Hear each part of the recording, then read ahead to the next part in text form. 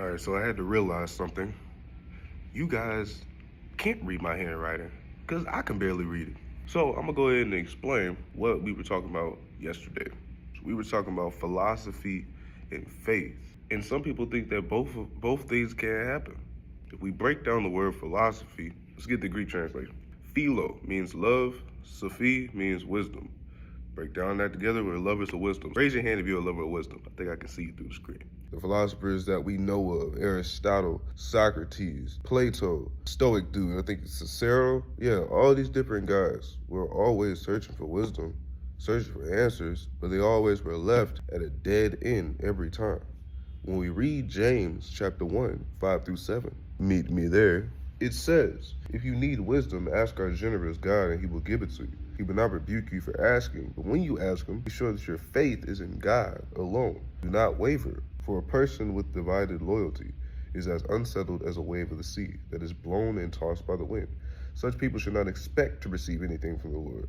Their loyalty is divided between God and the world, and they are unstable in everything they do. So, if you doubt, there's one thing for having doubts, and you're honest with the Lord with those doubts. You're still sitting at a place of humility behind that. If you doubt and you're walking your doubts, then you're set in your ways. You're setting your own mind on how you want to think alone. So now you become closed-minded, you become prideful in your own self, you also become a fool. Psalms 14:1 says, a fool says that there is no God. Dang, Cam, that was harsh. Let's break down the definition of fool. Let me do that for you. So when you look at the definition of fool, it says unwise or silly person. Unwise, lacking wisdom.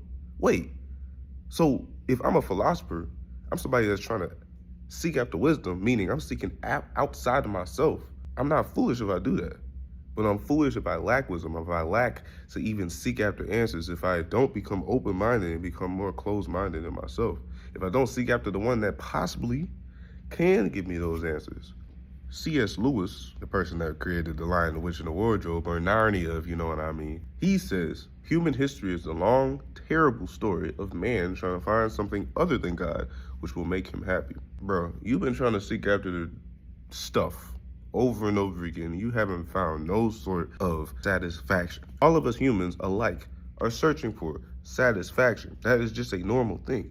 But you can't find it because we're still cycling. We're still going through all these different depression spikes and all these different stuff, but still trying to cope with things that are actually amping it up even more. Instead of going to the one that can take all of our burdens. 1 Corinthians chapter 1, verse 18 through 25 actually breaks down the difference between human wisdom and godly wisdom.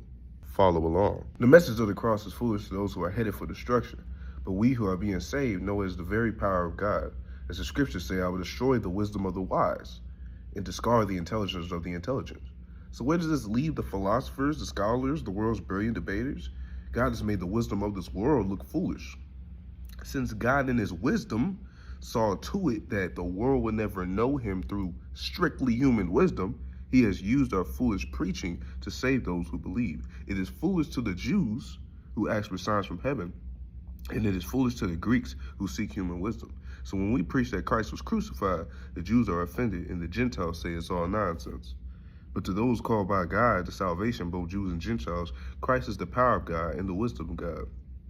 This foolish plan of God is wiser than the wisest of human plans, and God's weakness is stronger than the greatest of human strength. That last verse basically says that God is above it all.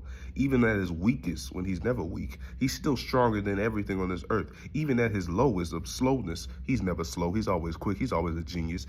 He's still smarter than the smartest man. When we look at the Corinthians, the city of Corinth was actually a city in Greece. Greeks were people that were just always seeking after wisdom, always sitting around asking questions. Paul goes on this journey to go and appeal to people that do this. You know, he's going to the Corinthian church, basically writing a letter to them because they wilding and real freaky up in the church.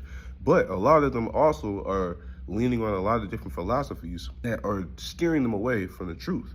Real quick, 1 Corinthians 6 is where Paul is speaking to philosophies that they already are going by. 1 Corinthians 6 verse 12 says, you say I'm allowed to do anything, but not everything is good for you.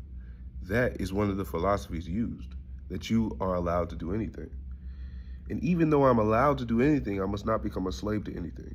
You say food was made for the stomach and the stomach for food. This is true, though someday God will do away with both of them.